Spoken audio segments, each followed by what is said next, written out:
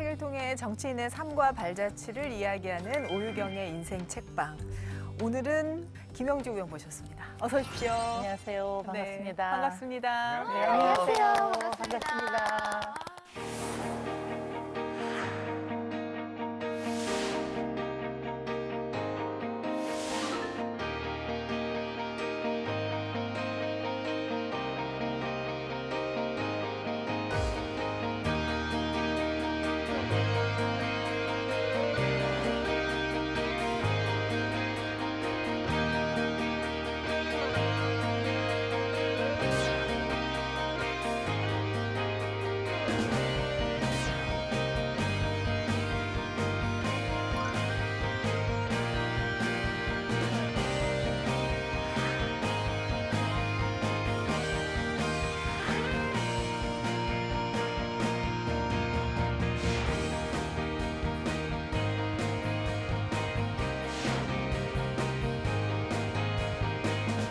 과거 노동조합 활동을 할 때 직접 느꼈던 현장의 어려움이 20여년이 지난 지금까지 계속되고 있는 상황에서 무겁고 엄중한 책임을 느끼고 있습니다.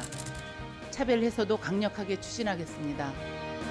아직도 남아있는 여성, 장애인에 대한 고용상 편견의 문제도 소홀히 할 수 없습니다.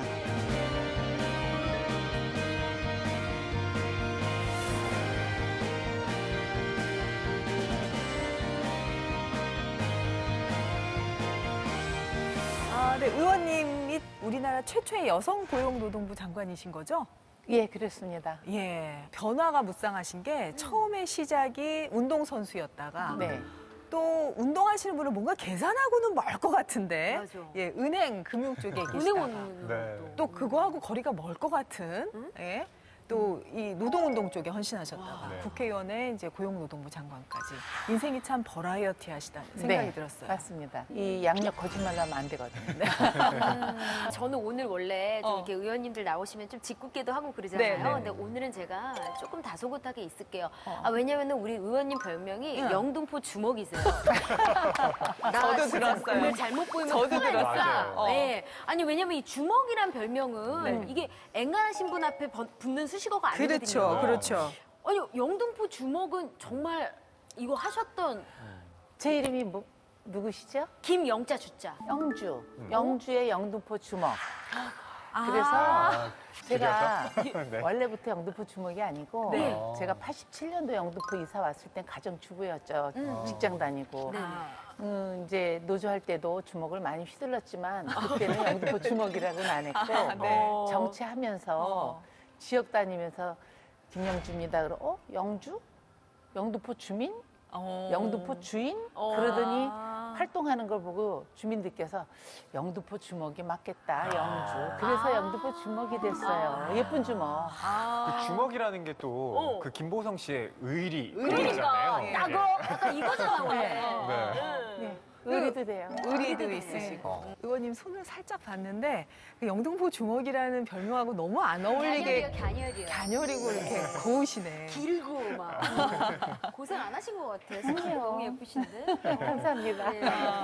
아유 허위평론가는 의원님 나오시면은 뭐가 좀 여쭤보고 싶어서 단단히 벼르고 있는 게 아, 있었는데 제가 또 글 쓰는 사람이잖아요. 그래서 또 의원님이 발의하셨던 네. 이 예술인 권리보장법 네. 정말 관심이 많았습니다. 지난 국회에서 이게 통과되느냐 안 되느냐 제가 관심을 갖고 진짜 봤는데 안 됐더라고요. 제가 이게 제정법이에요. 음. 법을 새로 만드는 법이라 굉장히 어려움은 있었는데 이 법을 만들려고 했던 이유는 우리가 지난 정권에 연예인들, 특히 예술인들, 문화예술인들에 대한 블랙리스트라는 게 있었죠. 예술인들에 대한 인권도 없었고 그 사람들을 보호할 수 있는 그 사람들 권리를 보장하는 게 없어서 참 우여곡절 끝에 그 법안을 냈고 우리 문화예술관광위에서는 통과가 됐어요. 법사위로 올라갔는데 네. 사실은 그때 당시에 그 자유한국당이 참 어려운 법이 하나 있었어요. 그래서 그럼 우리가 이걸 합의해서 해줄게. 니네도 이걸 해주자 약속을 했는데 내 법이 먼저 올라가야 되는데 내 법을 뒤로 빼고 우리는 그걸 합의해 줬는데 결국 법사위에서 통과가 안 돼서 아이고. 폐기 처분됐어요. 그러자마자 이번에 21대 돼서 조금 더 다듬어서 지금 문체위에 상임위에 올라가 있어요. 다시 한번 네, 예, 예, 올렸습니다. 권리 근데 보장을 하는 이 거죠. 제목이 예술인 권리보장법. 권리보장법. 네. 그 예술인에 들어가시는 거예요. 그러니까 이 문화평론가가 예술인에 다 들어갑니다. 네. 예, 그러면은 문화평론이 여기 우리 개그우먼인 당연하죠. 수지 씨. 세상에. 그쵸. 아, 나를 위해 만들어주신 것 같아. 네. 의원님 그러니까요. 그러면 저 같은 프리랜서 진행 다 됩니다. 다들 예술인이에요. 이 문학계, 예술계에 종사하는 사람들 권리를 보장하는 거죠. 아우, 오늘 네. 의원님 오신 게 너무 반갑고 그러니까요. 더 우리 얘기를 너무 보고 챙겨주시니까 이렇게 감사하네. 아, 여러 그 종류의 노동 관련된 부분에 대해서 골고루 관심을 갖고 있다는 거를 또 이걸 통해서 좀 알 수 있을 것 같네요. 우리 김영주 의원께서 오유경의 인생책박에 인생책으로 추천해 주신 책이 착취도시 서울이라는 책인데 현직 신문 기자가 이 서울시의 주거 빈곤 실태를 파헤친 그런 책이었어요. 이 책에 대해서 허위평론가가 좀 간단히 소개를 해주시죠. 네, 착취도시 서울이라는 제목처럼 네. 이 서울에 여러 공간들이 있지만 그 중에서도 가장 취약한 계층들이 사는 곳이 바로 쪽방입니다. 이혜미 기자가 이 쪽방의 실태를 집중적으로 취재한 결과물을 네. 이 책에 담았는데요. 이 사건의 이제 배경이 됐던 것이 그 2018년 11월에 9.19 시원 화재 사건, 안타깝게도 네, 네. 7분이 사망을 하신 네. 사건이 있었는데 그 고시원 사건을 취재하다 보니까 그 고시원을 소유한 것이 모 기업의 회장, 가족들이라는 걸 알게 돼요. 그래서 가장 어려운 사람들이 살고 있는 공간의 실제 소유주는 또 돈이 많은 사람들이고 이 비밀을 좀 파헤쳐 봐야겠다라고 해서 나중에 이혜미 기자가 아예 기획 취재부로 부서를 옮겨갑니다. 네. 그런 다음 여기서부터 또 스펙타클해지는데요. 신문 기자라고 하면 취재에 잘 응해주지 않잖아요. 그렇죠. 그래서 신문 기자임을 숨기고 부동산에 관심이 많은 투기꾼인 것처럼 이제 위장도 하고요. 뭐 연기도 잘하시나 보다. 네. 또 방을 구하러 다니는 그런 네. 세입자로서 예, 정말 이 쪽방의 실태가 어떠한지를 네. 취재해서요. 이 책을 보면 참 가슴 아픈 사연들 그렇죠. 네. 도 많이 나오고요. 또 빈곤 비즈니스라고 해서 네. 이것 자체가 거대한 산업으로 또 만들어졌다라고 하는 걸 알 수가 있습니다. 얘기만 들었을 때는 약간 그것이 알고 싶다는 느낌도 나거든요. 네, 네. 어쨌든 그러면 신문 기사가 이제 책으로 신문에는 어쨌든 요약적으로 그 내용을 보도할 수밖에 네. 없잖아요. 근데 이 책은 보다 기자의 주관적인 감상까지 포함이 되어 있고요. 또 이혜미 기자가 부산 출신입니다. 네. 대학은 서울에서 다녔는데 청년으로서 서울에 집을 구하러 다녔던 이 청년들의 주거 빈곤에 대해서도 네. 예, 여기에 본인의 절절한 체험을 녹여내고 있습니다. 보니까 이제 신문사 입사해서 얼마 되지 않은 초년병 시절에 가슴이 안 그래도 뜨겁고 맞아요. 에너지가 넘칠 때 이제 이 주제를 만나서 정말 열심히 취재해서 정말 기자의 본연의 임무를 제대로 해낸 그런 책이구나. 의원님 덕분에 저도 정말 잘 읽었는데 의원님한테는 이게 어떻게 인생책이 된 거예요? 제가 이 책을 읽고 좀 굉장히 충격을 받았어요. 지금 말씀하신 대로. 전 신당동에서 태어났거든요. 네. 신당동에서 초등학교 나오고 그쪽에 다 중고등학교 다 졸업을 했는데 주거에 대한 불안은 별로 없었어요. 예전에 우리 시대 때는 그랬잖아요.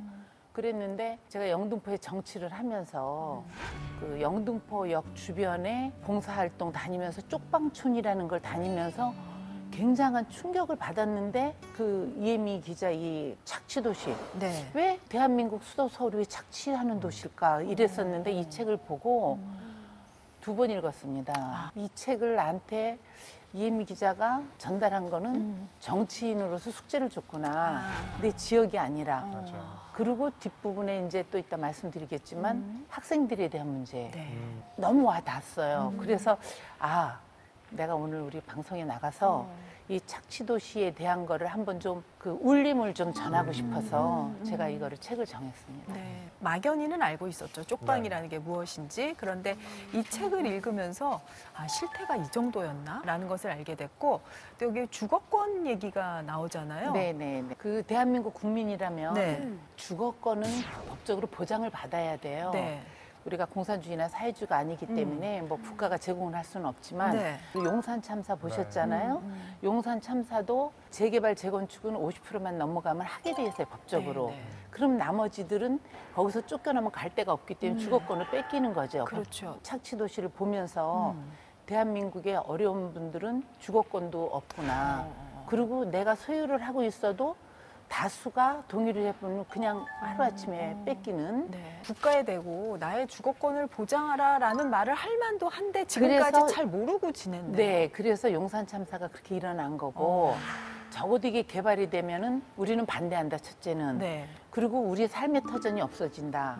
그리고 정 안 되면 국가가 우리가 있을 곳을 보장을 해줘라. 네, 네. 네. 하여튼 오늘 이 인생 책방을 통해서 오늘은 이 주거권이라는 말에 대해서 좀 확실히 좀 알고 갈 필요가 있겠다는 네, 네. 생각이 들고요. 맞아요. 우리가 부동산 정책 이건 되게 많이 듣잖아요. 그렇죠. 그리고 요즘 막 법도 많이 나오고. 네, 네. 근데 주거권에 대한 법률이나 이런 것들은 제가 좀 생소한 것 같아요. 그리고 특히나 요즘에는 코로나19 때문에 저도 이렇게 촬영할 때 말고는 하루 종일 집에 있거든요. 그만큼 이 뭐 슬기로운 집콕 생활 이런 얘기도 뭐 유행이 될 정도로 그렇죠. 이 집 또 주거권이 너무 중요한데 오늘 정말 제대로 네. 귀 쫑긋하고 들어봐야겠어요. 어떻게 보면은 우리 슬기 씨도 이제 내 집장만 하고 싶다. 그래도 우리 허위 평론가도 이제 내 집장만 해서 결혼해서 네. 이제 살고 싶다 저 이런 꿈이에요. 꿈들을 다 갖고 있는데 당연하죠. 그런 꿈조차 꾸지 못하는 쪽방에 사는 분들 괜히 이런 죄송하네요. 분들한테 어떻게 보면 국가가 보장해줘야 되는 네. 권리가 이 주거권이 아닐까 싶고요. 이 쪽방이라는 게 한 두 평 남짓한 공간이라고 하죠. 이 안에 뭐 화장실이라든가 세면시설 같은 게 제대로 갖춰지지 않은 채 있는 그런 공간이 쪽방인데요.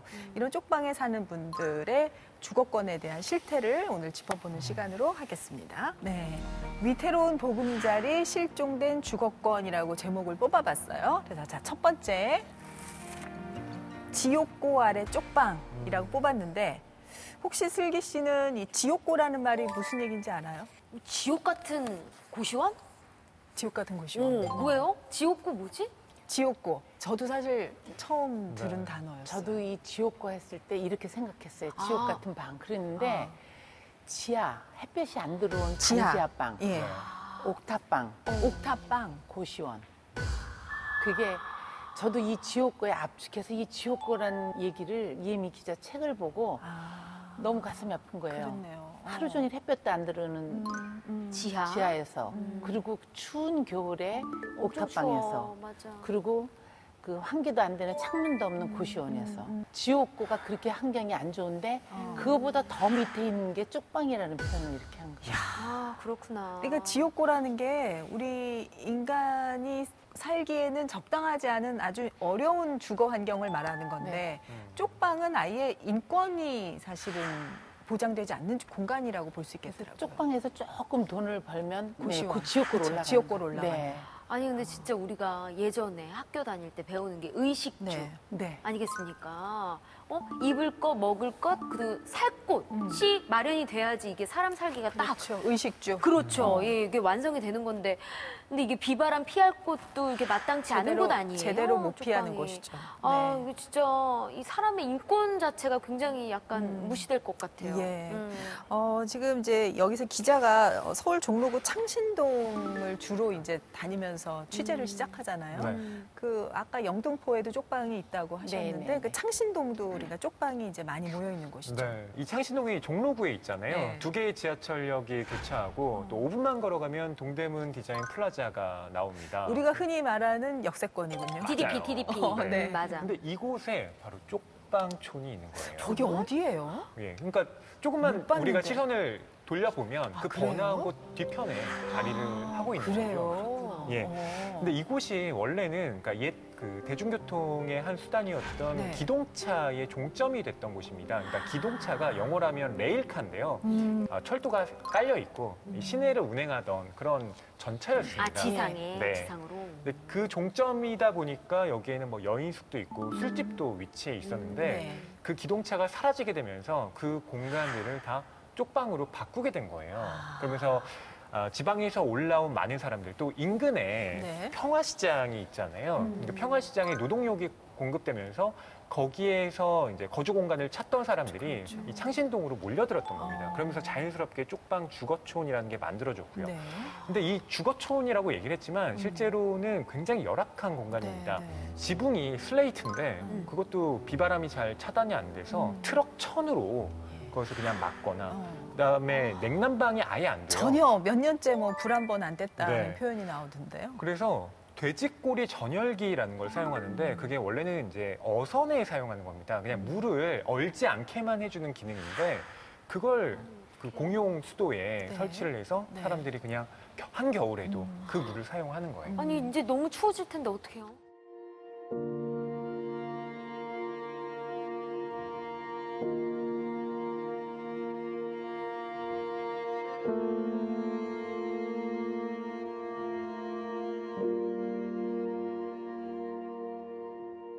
사실 저희는 이제 책을 통해서 이 상황을 알게 됐는데 의원님께서는 이제 영등포 쪽방촌의 실태를 다 보셨잖아요. 네. 네. 영등포는 그거보다 조금 더 어렵다고 생각하시면 되는 게 사실 영등포가 서울역보다 영등포역이 먼저 생겼습니다. 그렇죠. 네. 일제강점기 시대에 영등포에서 제물포 인천 가는 길을 생기다 보니까 네. 경부선이 오다 보니까 1970년대 되면서 여기가 성매매 직결업소까지 생겼어요. 예. 거기가. 예. 70년 되면 지금부터 50년이 넘었거든요. 그렇죠. 한 번도 수리 안 하는 곳. 이 책의 이혜미 기자가 창신동은 그래도 방구하는 척이라도 가고 거기에 사람들한테 접근을 해서 인터뷰도 했지만 영등포에 거주하시는 분은 그 당산역까지 나와서 익명으로 인터뷰할 정도로 굉장히 열악합니다. 아주 열악하고 한여름에 갔다가 너무 놀랬던 부분이 네. 선풍기도 돌아가지 않고 창문이 없으니까 환기도 안 되고 아유, 이런 어떻게 살아요? 그리고 낮에도 막 쥐가 돌아다니고 이럴 정도로 지옥고보다 더 어려운 분들이 쪽방촌에 와서 평균 1.2평부터 3평, 4평짜리까지 있는 곳이 영등포예요. 네. 그 기초생활 수급자들이 받는 돈에 뭐 20만 원부터 시작하고 40만 원까지 월세를 다 내는 그러니까요. 정말 서울에 얘기하기 어려울 정도의 그렇게 현실이 바로 영등포에 있습니다. 예. 그렇군요.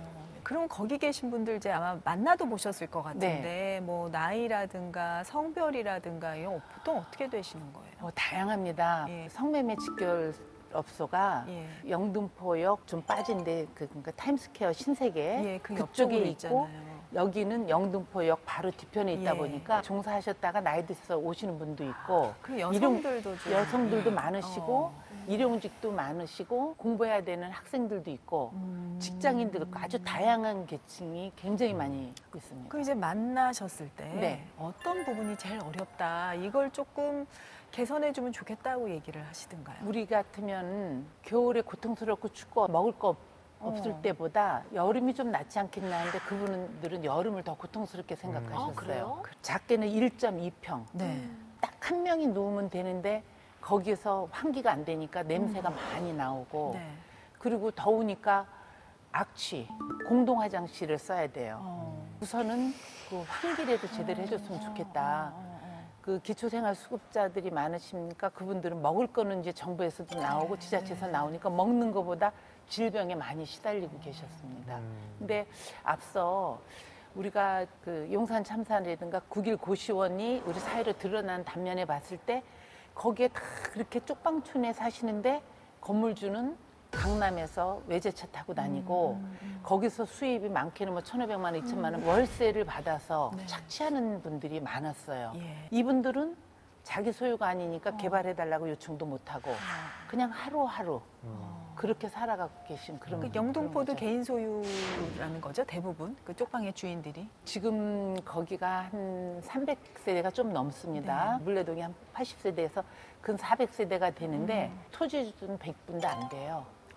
대부분들이 한 분이 몇 개씩 갖고 있고 그 월세만 받아가시는 분들도 있고 사실 저희는 상상조차 하기 어려운 우리나라에도 아직까지 이렇게 사는 분들이 있나. 근데 정부에서 왜 해결이 안 된 거예요? 가장 중요한 거는 예. 민간 소유라는 거예요.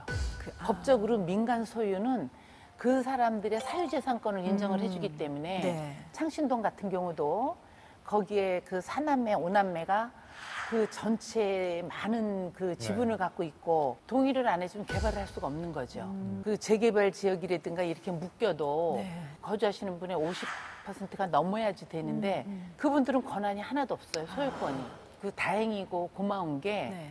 저희가 2015년도부터 그 주변에 있는 토지주들하고 서울시하고 영등포구하고 저희 국회가 굉장히 노력을 해서 정부가 그 토지를 다 공개념으로 토지를 매입해서 그 재개발하는 걸로 합의가 됐습니다. 제가 토론회도 좀 하고 영등포의 쪽방촌을 사회적 합의를 이뤄가면서 해결할 수 있는 방법이 무엇인가 이제 2015년부터 고민을 하던 차에 마침 그 이혜미 기자 책도 보게 되고 영등포가 지금 중공업 지역이기 때문에 아파트가 25평 이상 건물이 없어요. 그런데 거기는 40층짜리 주상복합 아파트가 들어옵니다. 그래서 그 한동은 아예 이 어려운 분들이 다 그분들을 지금은 그 월세를 20만 원에서부터 막 40만 원까지 본인 하루에 버는 거 정부에서 받는 돈 다 갖다 주다시피 하는데 작게는 3만 원, 5만 원, 크게는 10만 원 넘지 않게 평수에 따라 다르겠지만 이분들 장기 임대 주거 공간도 제공을 하고 그 옆에 있는 데는 다 재개발해서 청년 신혼부분들 우선 임대주택 하는 걸로 1월 달에 발표를 했습니다. 그럼 이제 우리나라의 첫 그 사례가 되는 첫 건가요? 사례가 되는 첫 사례가 거죠. 되는 거죠. 그래서 좋은 모델을 만들면 다른 네. 곳에도 이제 그렇게 차차 일어나겠죠. 그럴 수 네. 있는 아 근데 모델이 진짜 영등포의 주목답네요. 나는 아까 약간 빈곤 비즈니스죠. 아니 어떤 사람들이 가난을 돈벌이로 이렇게 악용하는 거야 했는데 딱 이렇게 또 나서 주시니까 뭔가 딱 정리가 되는 느낌이 들어가지고 그쵸. 제가 마음이 놓이네요. 주먹도 일반 주먹이 아니라 좀 센 주먹. 그러니까 영등포 주목 아니에요? 저희가 네. 정말 개발을 하면 뭐든지 다 빛만 있나 하면 그 뒤에 그림자가 있잖아요. 그렇죠. 거기서 보여준 게 용산 참사 사건인데 네. 그런데 이게 영등포에 사회적 합의를 이뤄서 되는 게 좋은 모델이 되기 때문에 이거를 좀 정말 성공을 시켜서 맞습니다. 이게 우리 전국에 확산될 수 있도록 제가 네, 최선을 네. 다하려고 정말 합니다. 기대합니다. 네. 너무 기대돼요. 예. 아, 이제 계속 좀 뜯어가면서 얘기를 좀 이어가겠습니다. 예. 대학가 신쪽방 쪼개기 원룸 이렇게 나왔는데 이게 그 지금 영등포 쪽방 같은 경우도 있지만 대학가에서 공부하는 그 학생들 네. 또 원룸도 작은 건데 네. 또 쪼개가지고 네. 하니 이런 건 좀 불법 아닙니까? 불법이죠. 예. 대학가의 신쪽방은 그 사근동이라고 이제 그 한양대학교 중심으로 이게 체계돼 있어요. 네. 제가 무학역을 나왔거든요. 네, 네. 무학역은 한당동이 바로 사근동 옆이라서 굉장히 와서 닿는데 아, 한양대학교 앞에 그런 데가 어딨어.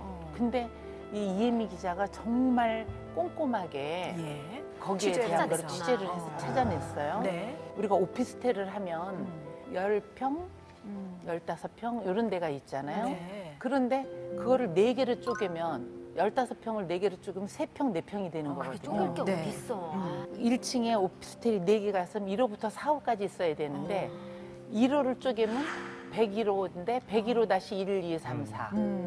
102호를 넷으로 쪼개면 102호-1, 2, 3, 4 이런 식으로 네. 쪼개서 네. 쪼개기 원룸, 쪼개기 이게 들어가 있습니다. 한 4평 정도 되는 방이요. 창문도 없습니다. 그리고 빨래 건조대도 뭐 넣을 수 없을 정도로 예. 공간이 좁잖아요. 근데 그게 보증금 1,000만 원에 월세가 55만 원이에요. 아니 어딘데? 사근동이요. 사근동?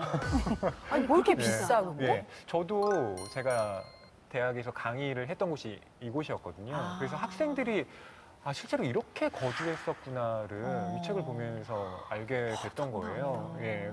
그리고 이 학생들 같은 경우는 사실 이제 막 그 사회 경험이 그렇죠. 없다 보니까 이 부동산 업자들이 하는 얘기들 그리고 예. 그냥 건물주들이 하는 얘기에 대해서 그냥 그런가 보다라고 하고 그렇지. 예, 잘 모르고 이제 그냥 들어온 젊음의 경우도 너무 혈기로 많은 그냥 거예요. 이겨나가는 거죠. 네. 어른들은 그걸 활용하고. 맞아요. 그래서 이 쪼개기 원룸 같은 경우는 정말 네. 대학생이라고 하는 네, 뭐 네. 등록금도 다 지금 학자금 대출이다 뭐다 해서 음. 계속 빚이 쌓여가는데 네. 이런 식으로 주거 환경까지 열악해지는 상황에 맞닥뜨리고 있는 겁니다. 네. 이혜미 기자가 여기에서 EH카라고 하는 음. 역사학자, 역사란 예. 무엇인가라는 책을 썼던 네. 그 학자의 말을 인용하고 있는데 닫힌 방 안에서는 생각도 닫힌 것이 된다라고 쓰고 있어요. 그래서 뭐 이 젊은이들뿐만 아니라 여기에 네. 살고 있는 모든 사람들이 점점점 그러니까 힘겨워하는 특히나 그 쪽방에 사시는 분들은 기초생활 수급자분들이 많고 4명 중에 1명 정도는 심각하게 자살까지 고민했다고 합니다. 너무 답답한가 보다 그죠?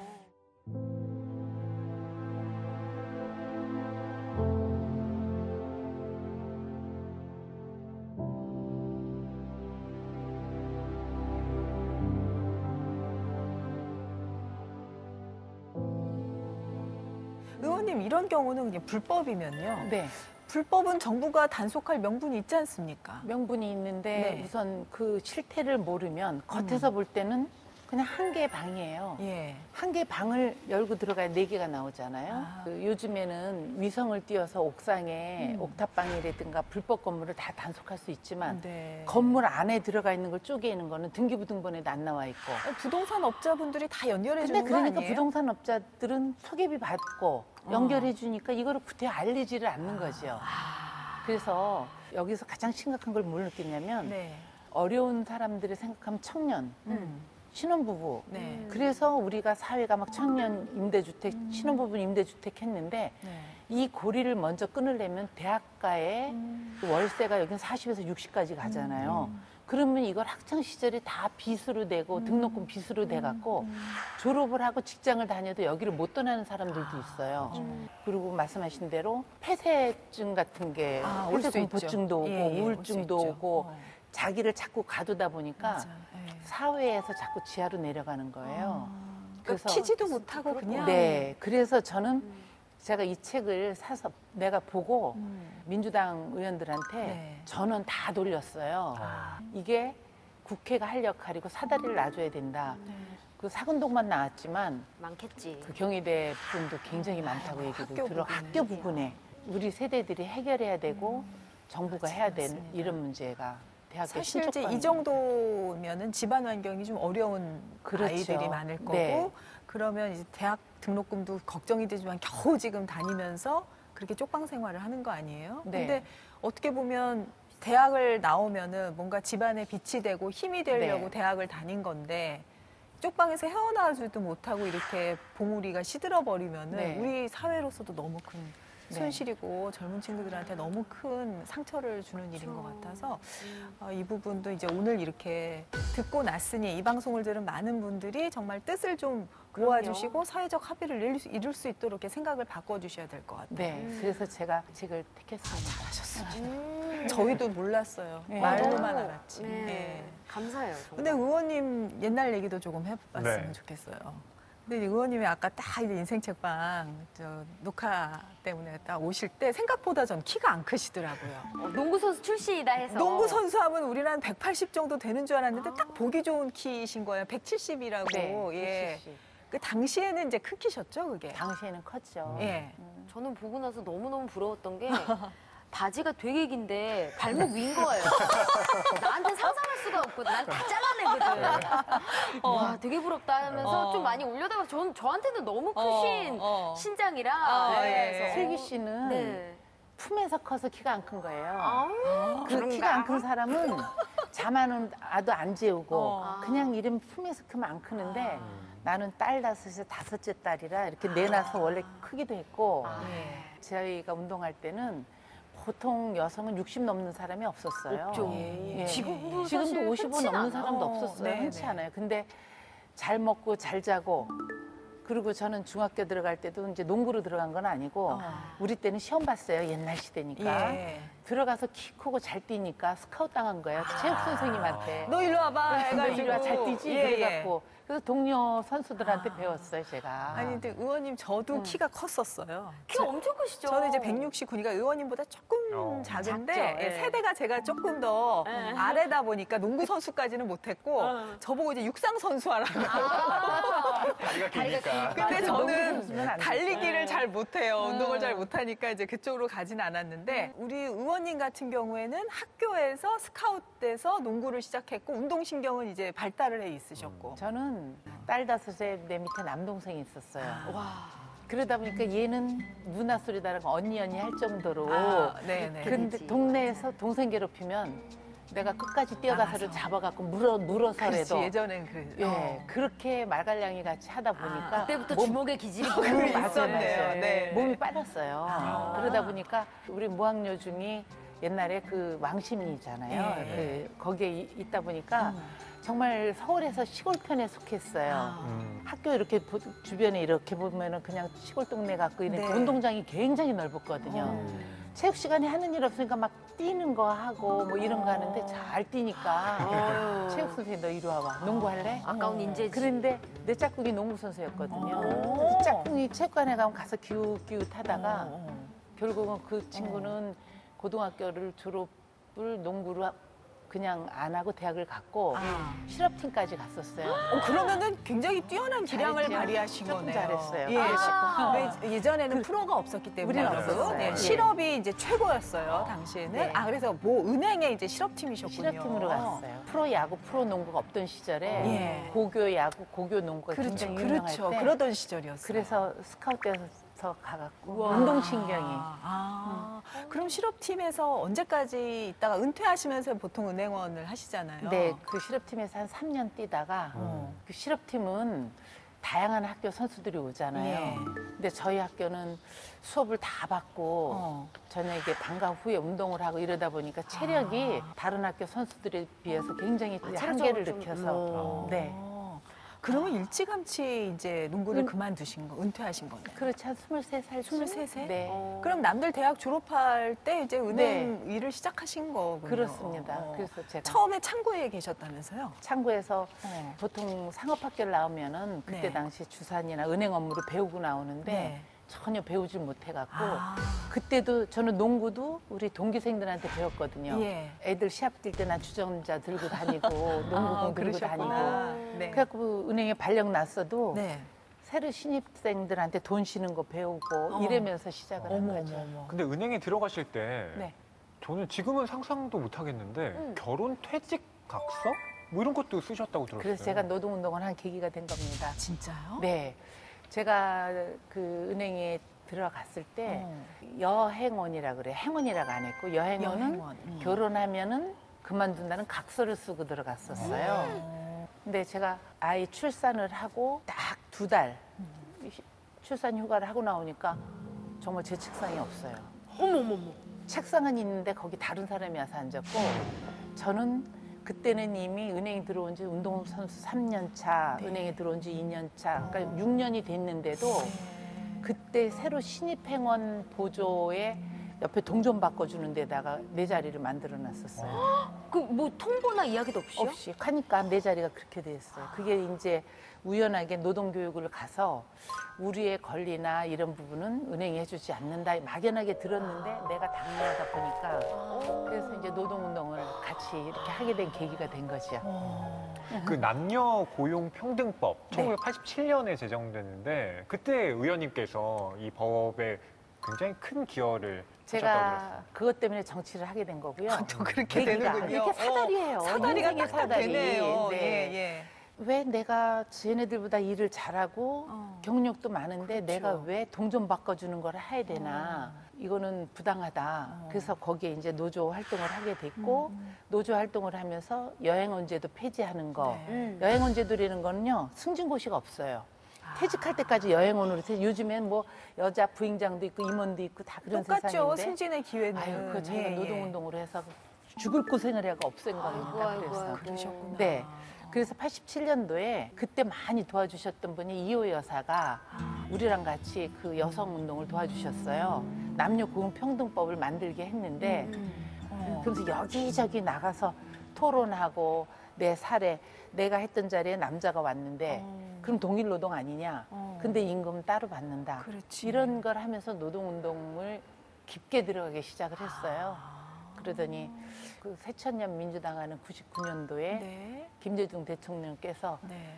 노조 한 사람이 국회 와서 부탁하지 말고 당신들도 정치를 해라. 그래서 그렇게 바로 가면은 비례대표 국회의원 주는 줄 알고 갔더니 그때 처음에는 출마하셨던데 선거구에. 그때는 비례대표를 39번 받아갖고 10번 받아야 될 때 그래갖고 비례대표 재수하고 그래서 그런 그러니까 한 번 시작하면 끝장을 보는 성격의 그러시네요. 그런 게 여기까지 그게 왔습니다. 약간 운동하던 기질 때문인 그럼요. 것도 그 있죠. 승부욕도 있고 예. 한 번 뭐를 결정을 해놓으면 결론을 내야 되겠다. 제가 지금 남들이 말랐다 그래요. 지금 날씬하세요. 근데 날씬한 것보다 원래 말라서 운동할 체질이 아니라 저녁이들은 코피 흘리고 자요. 원래 체력이 약했죠. 지금이 내가 인생 살면서 가장 체격이 좋은 거예요. 오. 그러니까 다 주변에 농구 못하게 하는데 시작했으니 끝을 보자. 그래갖고 그 실업팀까지 왔듯이 이 여행언제도 폐지하면서 막 정말 힘들었어요. 그래갖고 들어왔다가 또 IMF 맞으면서 막 많은 동료들이 다 잘려나가서 이 쪽방촌에서도 우리 은행원들을 만났어요, 제가. 그럴 정도로 다 경험을 하고 그 여기까지 왔습니다. 슬기 씨, 우리는 진짜 감사해야 된다니까. 그러게요. 네, 이런 선배님들이 계셨기 때문에 그래도 우리나라에서 여성의 지위를 지금 누리면서. 제가 한 게 아니고 맞아요. 여성운동을 했던 그분들의 도움과 네. 노동운동을 했던 사람과 우리 사회가 인식이 바뀌어가면서 한 같이 한 분 한 거죠. 분이 다 소중한 거죠. 그럼요. 이제 의원님 같은 경우에 그 어려움이 있을 때, 부당함을 느꼈을 때 이제 거기에 좌절하지 않고 끝까지 해내고 오히려 지금의 이제 길까지 오신 건데 네. 사실 한 번은 선거 나갔다가 떨어진 적도 있으시고. 네. 예. 18대인데요. 87년도에 영등포에 왔지만 그때 직장 다니니까 아침에 직장 나갔다 저녁에 들어왔다. 집하고 그 직장밖에 몰랐는데 네. 2008년부터 2012년 4년 동안 영등포 곳곳을 누릴 수가 있었어요. 얘들 교육 문제, 교통 문제, 그렇죠. 또 복지 문제 이런 거를 그때 4년 동안에 제가 다 공부가 영등포를 공부할 수 있는 너무 계기가 된 소중한 거죠. 기간으로 또 그래서 만드셨어요. 칼을 가셨네. 4년. 칼을 간 것보다 네. 아 정치를 어떻게 해야지 되겠다 하는 그런 참 좋은 계기가 됐어요. 오, 그냥 멋있다. 뭔가 오기로 하신 게 아니라 영등포 주먹. 제가 또 의원님께 궁금한 게 어. 노동부 장관을 하셨잖아요. 네, 그때 맞아요. 취임사에서 노사 어느 쪽으로도 기울지 않는 평평한 운동장을 만들겠습니다라고 취임사에서 네. 말씀하셨어요. 근데 노동자 출신이시잖아요. 맞습니다. 네. 아무래도 팔은 안으로 붙기 마련인데 그럼. 그 균형점을 잡기가 쉽지 않으셨을 것 같은데요. 우리나라가 노조 조직률이 10%가 안 돼요. 노동자가 1,000만 명이라면 조합원이 100만이 안 되는 거죠. 그러니까 노조가 있는 데는 그나마 근로시간도 지키고 급여도 받을 수 있고 예, 다 예. 할 수 있는데 노동조합이 없는 데는 정부가 해줘야 돼요. 사실은 어려운 데는 또 그런 곳이 진짜 어렵고. 그런 데가. 예. 그래서 기울어진 운동장을 바꾸겠다 내가 했던 이유가 노조가 강성 노조는 조금 좀 순화시키고 노조가 없는 데는 조금 올려서 약간 그 서로가 이렇게 좀 균형 잡힌 그냥 좋은 얘기죠. 근데 강성노조 누르긴 좀 힘드셨. 그래서 얼마 안 돼 갖고 노동부 장관 물러나라고 양쪽에서 그렇게 이게 균형을 잡는다는 맞아요. 게 쉽지가 양쪽에 않지. 지지도 받을 수 있지만 또 양쪽에 또 비난도 받을 수 있는 네, 일이라 네. 참 배울 게 많으시다. 그럼 그거 궁금해요. 어쨌든 법을 만드는 국회의원도 해보셨고 네. 법을 집행하는 장관도 해보셨잖아요. 네. 어떤 게 더 입맛에 맞으세요? 입맛에? 예. 너무 많이 들은 질문이에요. 그쵸. 왜냐하면 행정을 통해 갖고 우리 전체 사회를 바로잡을 수 있는 예산을 가져올 수 있고 네. 법은 국회에서 통과시켜 입법 기관은 국회거든요. 그리고 지역구의 현안까지 장관들이 챙길 수가 없어요. 그렇죠. 그래서 저는 장관도 하면서 국회의원 하는 게 제일 좋은 것 같아요. 세상에 좋은 현답. 나 이런 답이 나올 줄 몰랐지. 다다익선이라고. 세상에, 어머, 세상에. 예. 네, 제가 예. 욕심이 많아요. 그러신 근데 것 제가 같아요. 이제 예. 노동부 장관을 하면서 네. 정말 어려웠던 게 이제 물러나라를 양측에서 다 받았어요. 기업 측에서는 노조 편만 든다. 노조에서는 현장 출신 노동부 장관이 왜 우리를 안 지금 기업 돌아보냐. 편드냐. 그런 부분의 대표적인 게 이 쪽방촌 이런 부분에 계시는 분들이 많으신 분들 하루 14시간 노동을 해요. 그래요. 새벽에 인력 시작에 나가서 밤 네. 12시 다 돼서 들어올 네. 정도로. 그런데 그게 아닌 정상적인 직장인들도 우리나라가 노동 시간이 전 세계에서 멕시코 다음으로 두 번째로 많은 곳이에요. 그러니까 과로사가 전 세계에서 제일 높아요. 그거를 알고 있던 노동부 장관인데 가서 그걸 바꾸려니까 기업들이 그러지 않아도 경제가 나빠서 근데 주 52시간을 하려면 사람을 더 채용해야 되잖아요. 그렇죠.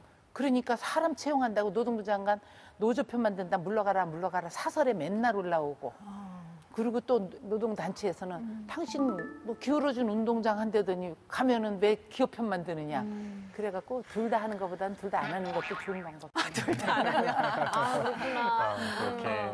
자, 우리 이제 책 얘기로 돌아가서요. 즐거운 나의 집을 위하여. 예. 이 노래 생각나네요. 즐거운 곳에서는 날 오라 하여도. 노래 잘하시네요. 깨꼬리. 깨꼬리 진짜.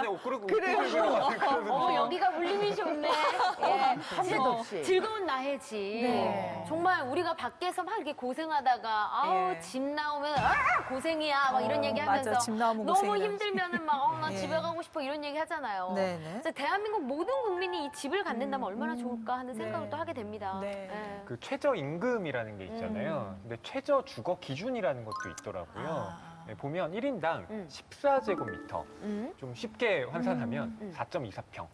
예, 그게 1인 최소 거주 그것도 넓은 건 기준입니다. 아닌데 지금 쪽방 그거보다 안 되니까 조금은. 2평 네. 정도밖에 안 그러니까 되니까. 저는 사실 즐거운 나의 집이라고 했지만 요즘 우리 세상에서는 네.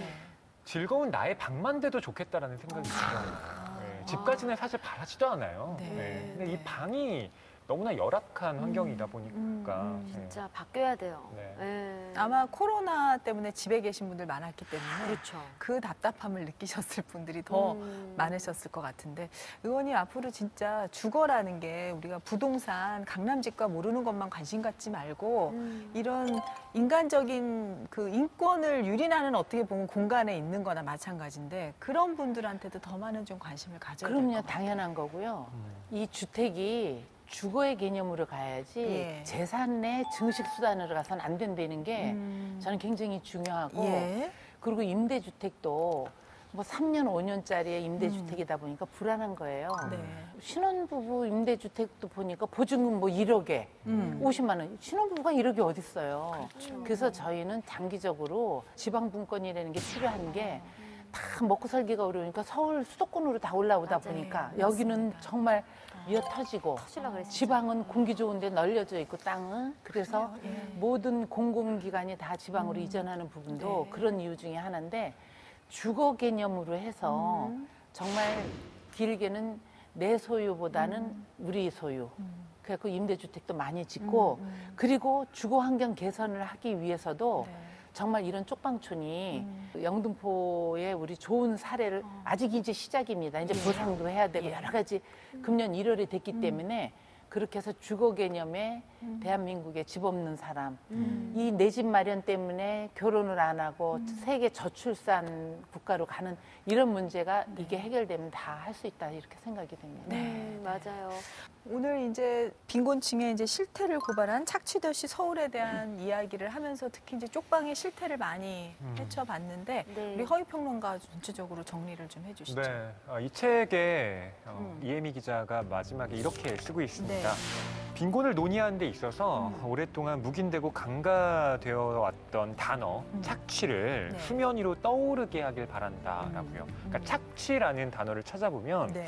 생산수단을 소유한 사람이 생산수단을 갖지 않은 사람으로부터 노동 성과를 무상으로 취득하는 것이라고 되어 있습니다. 네. 이게 예전에 우리 문학작품에서도 굉장히 많이 문제가 되어 왔었는데요. 네. 특히 토지 제도와 관련해서요. 이게 지금 굉장히 쪽방과 비슷한 게 뭐냐면 네. 예전에는 지주가 있고요. 저 피라미드 꼭대기에. 예. 그리고 가운데에 마름이라고 네. 그 지주의 토지를 관리해 주는 사람이 있었습니다. 네. 그리고 그 밑에 소장농들이 있었죠. 음. 근데 지금의 이 쪽방촌주요. 어. 집 주인이 있고요. 그 집들을 관리하는 중간 관리자가 있고 그리고 쪽방에 사는 수많은 사람들이 있는 거죠. 예. 이분들에 대해서 연민만 갖는 것이 아니라 구조적으로 어떠한 문제가 여기에 겹쳐져 있는지를 들여다보는 네. 것. 그러니까 정치인들이 노력들이 바로 여기에서 예, 좀 발견될 수 있다고 봅니다. 네. 뭐 영등포의 주먹이다라고 뭐 이제 별명이라고 말씀을 하셨지만 음. 영등포 주먹이라고 하기에는 스케일이 너무 크신 분인 것 같아요. 그러니까 국민의 주먹 이 정도 돼야 될 것 같아요. 국민의 어떤 부당한 일들, 힘든 일들 있을 때 국민의 주먹이 되어서 국민 대신 뭔가 이렇게 싸워주실 분. 야, 이거 그게 멋진, 바로, 멋진 예. 얘기네요. 아니면은 또 주거권을 사수해서 김주사 씨 어떠세요? 김주사 씨. 예, 예. 그렇게 한번 전 느낀 네. 바를 말씀드렸습니다. 네, 예. 네. 의원님 오늘 인생책방 출연하셔서 어떻게 하고 싶은 말씀은 많이 하셨습니까? 네, 저는 이혜미 기자의 착취도시 서울을 네. 오늘 제가 들고 나온 것도 이혜미 기자가 어떤 대안을 제시하지 않아요.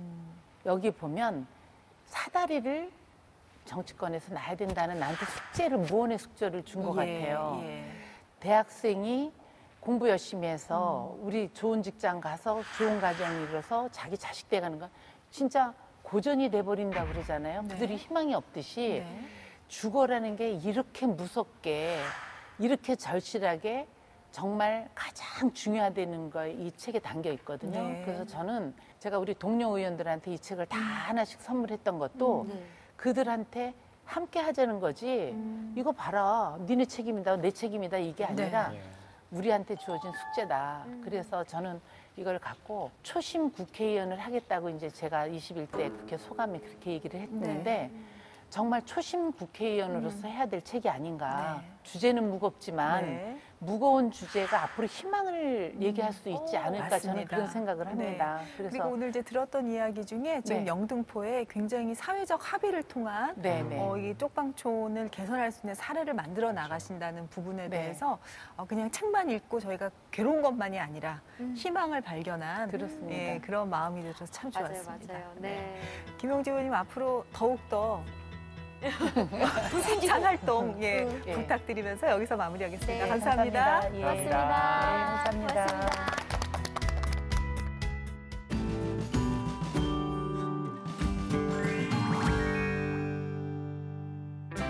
안녕하세요. 윤지연입니다. 국회 도서관이 추천하는 새로 나온 책과 다양한 추천 테마 도서를 소개하는 오늘 뭐 읽지? 오늘은 대한민국의 관심사를 알아보는 시간 현안과 책 준비했습니다. 먼저 국회 도서관이 추천하는 새로 나온 책입니다.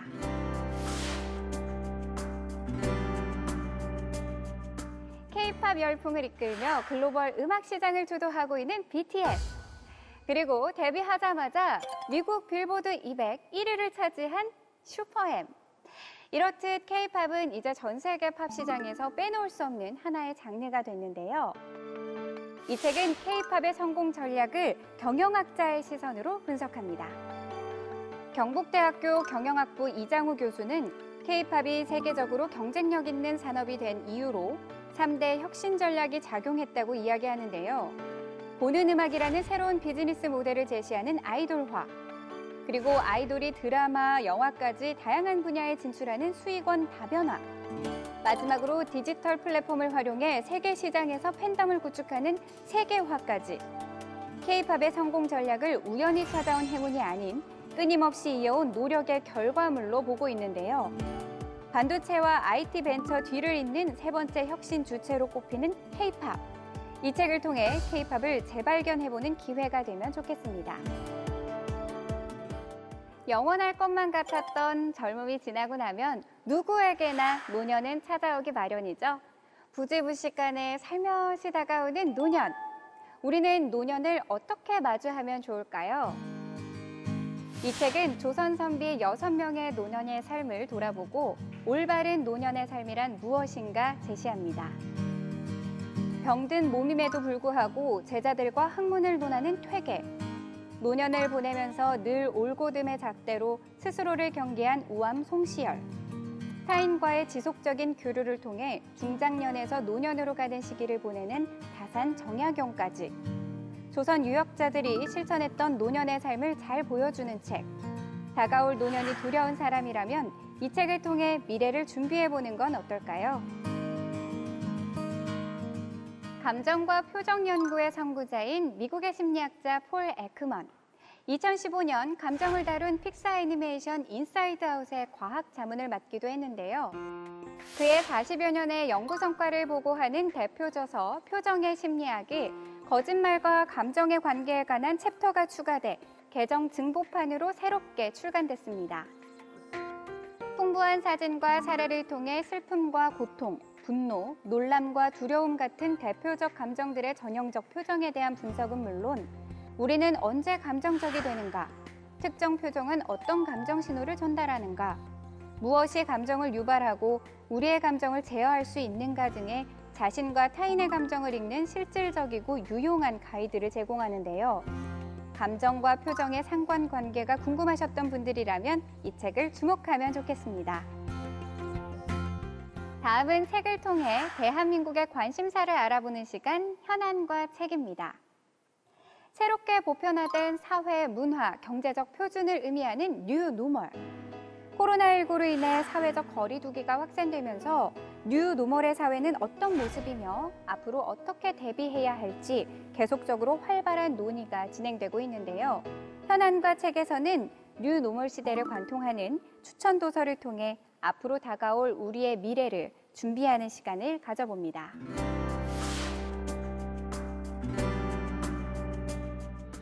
책 오늘부터의 세계에서는 세계석학 7명이 지금의 위기의 원인을 진단하고 포스트 코로나 시대에 대비하는 방법을 제시합니다. 코로나19 위기의 주요 원인을 묻는 질문에 기후변화라고 한마디로 답한 미국의 세계적인 경제학자이자 문명비평가 제러미 리프킨.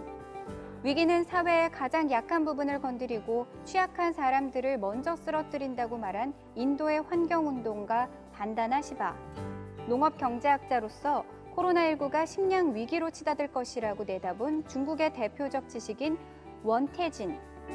절체절명의 위기 상황에서 세계의 석학 7명이 진단한 코로나 팬데믹과 포스트 코로나 시나리오.